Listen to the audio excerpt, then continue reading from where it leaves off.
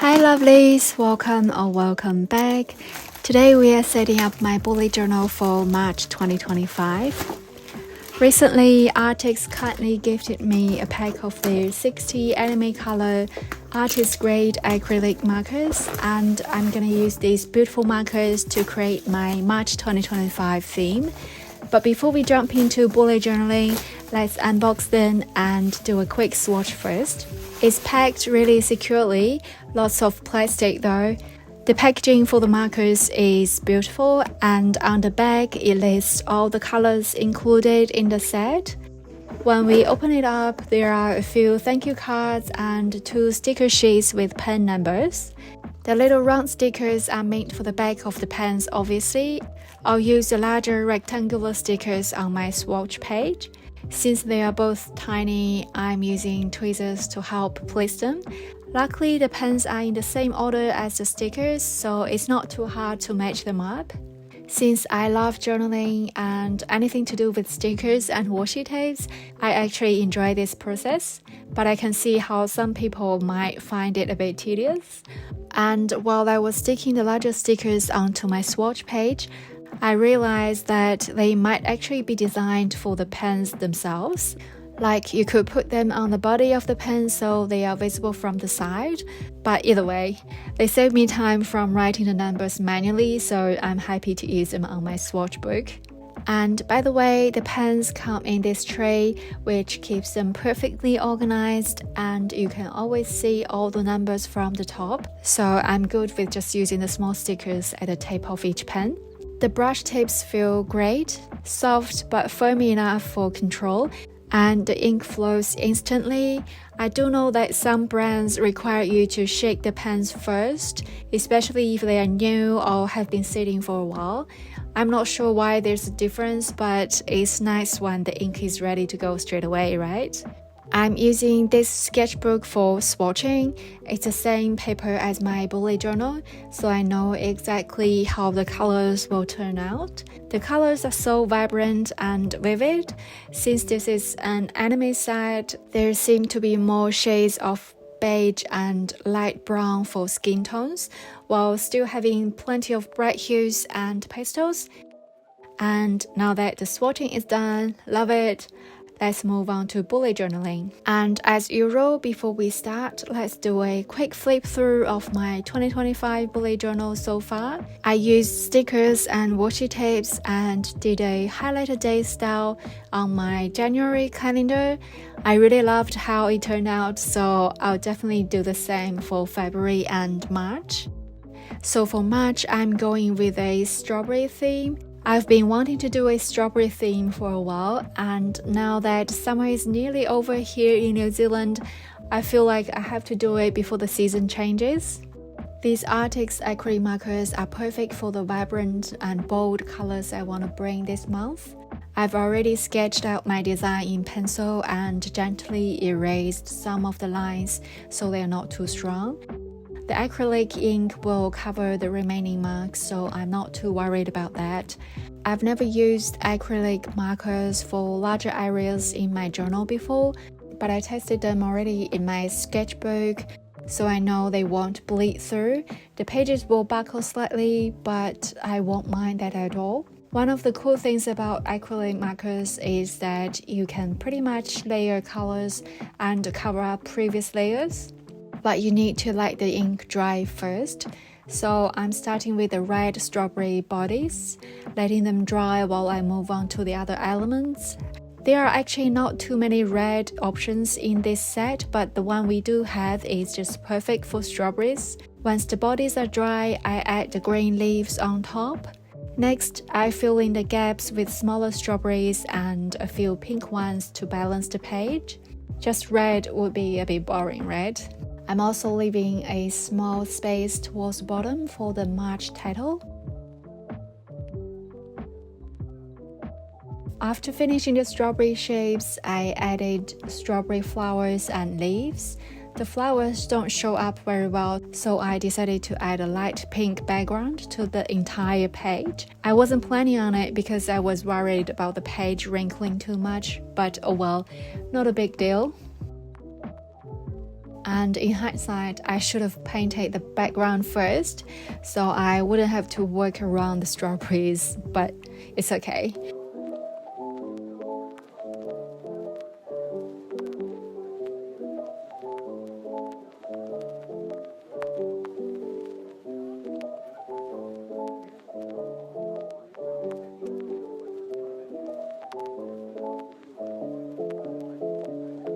I also clipped the page down to keep it flat while drawing, and now with the background color added, everything looks so much better. And now time to add the seeds. Red dots on the pink strawberries and yellow and green seeds on the red ones.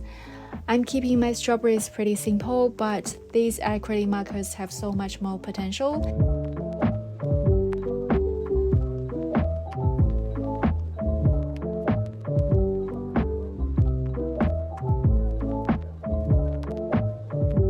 Now I write the March title with a black marker, and for the final step, I add some dots around the page to fill in any empty spaces using the same colors that I just used. The page didn't buckle as much as I thought, which is great. I love how textured and layered the page looks, and it feels like it's been well used. Moving on to the left side, which is where my calendar goes. Since my January calendar turned out so well, I'm doing the same setup for March. Now that I know the acrylic markers don't wrinkle the paper too much, I feel confident covering the left page almost entirely as well. This time, of course, I'm painting the background first and adding the strawberries on top. It's so much easier than working around the shapes. I place bigger strawberries at the bottom where I have more space and smaller ones at the top and the side.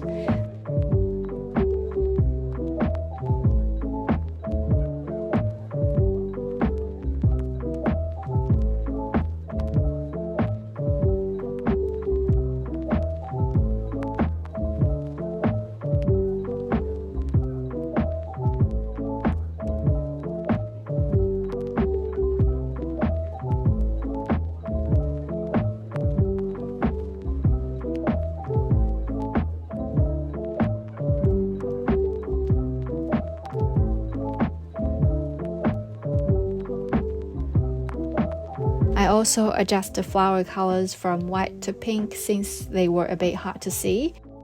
And after adding the final touches and numbering the calendar at the bottom of each block, it's all done. I think it turned out super cute. Looking at the back of the page, there's no bleed through, the buckling isn't too bad, and I love the texture it's giving. Now let's move on to the weekly spread. So there will be 4 weekly spreads for March, all keeping the strawberry theme but with slight variations, and this time I'm painting the background first as well. For week 1, I placed the strawberry on either side of the page, leaving space in the middle for journaling. I'm adding a frame on top of the background to match the frame that I'm gonna create for the blocks for each day. I'm using pink and this cooler shade of grey here.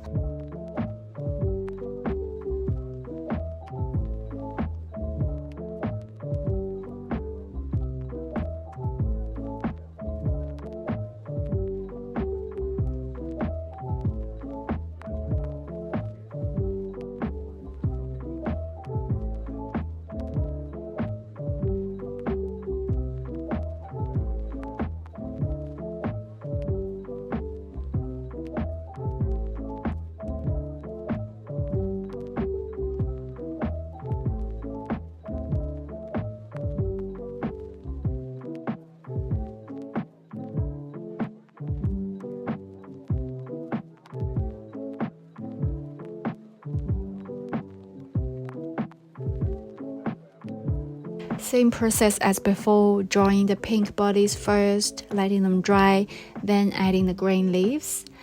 I quite like the color combo, and the seed color will be red and green.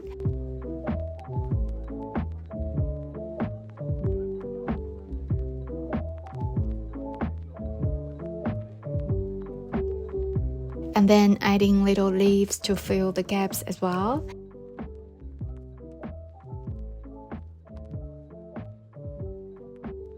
I I then put a little flower in each block for the dates.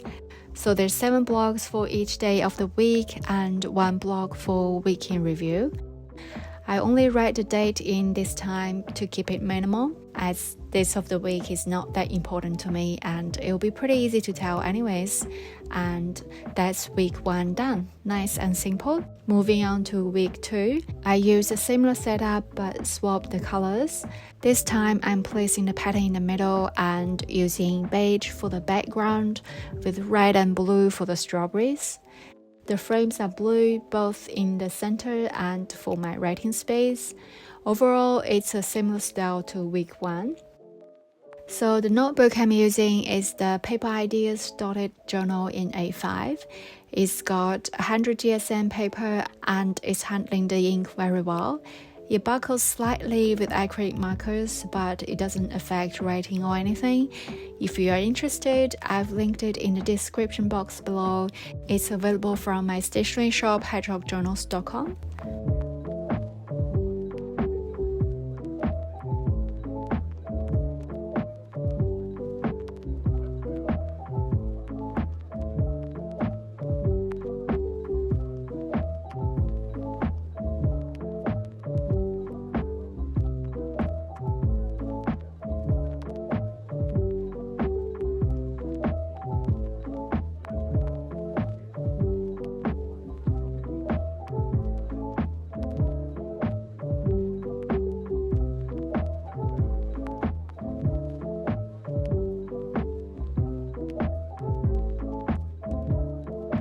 I also decided to add a few yellow flowers to soften the contrast of the colors. The markers are so easy to use and control. They draw smoothly and the ink dries very fast. I love how you can cover larger areas by tilting the pen slightly, while the fine tip also allows you for detailed work. You can find the link for these Arrtx markers in my description box as well. Similarly, for the dates, I kept it minimal with small flowers in each block. And there we go, the second weekly spread for March is done. Let's move on to week 3. I actually filmed week 3 and week 4 the next day, and I had my journal closed overnight, and when I opened it this morning, I noticed the barcode pages had flattened quite a lot overnight, which is amazing. And also, since my week 2 drawings are closer to the inner pages, you can hardly see any wrinkles now. And for week 3, my drawings will be in the full corners.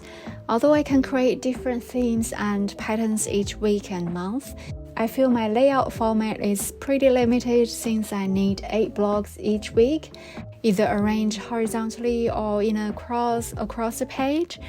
So hopefully I can come up with some more new layouts in the future.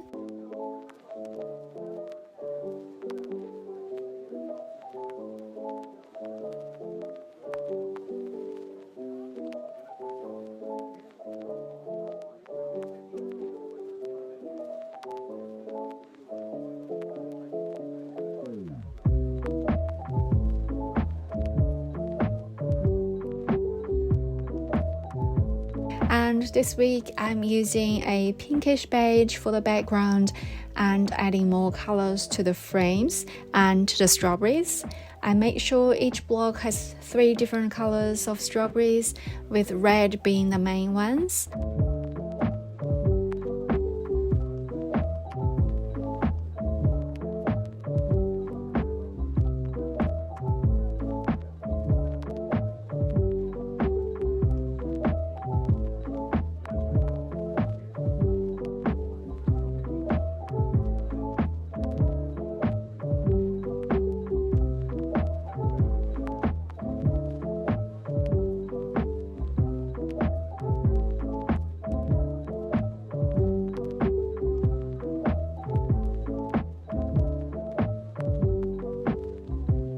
And after writing down the dates, week 3 is complete. I did make a tiny mistake in the last block.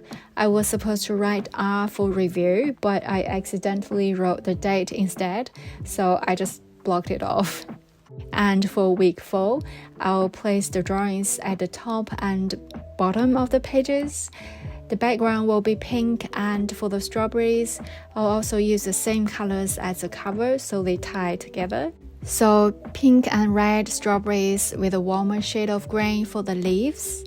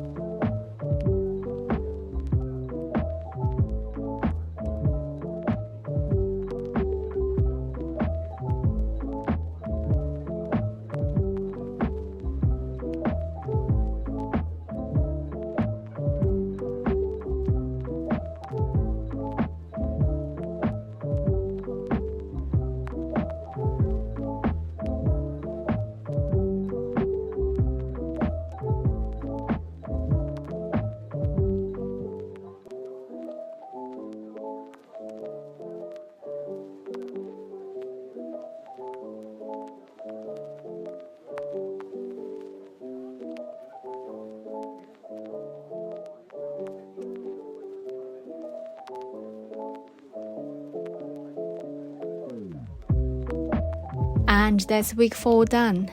Now we are all set up for March 2025. Let's do a flip through together. Thanks again, Arrtx, for sending me these lovely acrylic markers. I'm really happy with how this spread turned out. What do you think?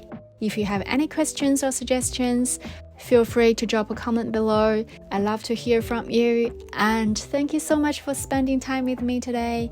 Bye for now.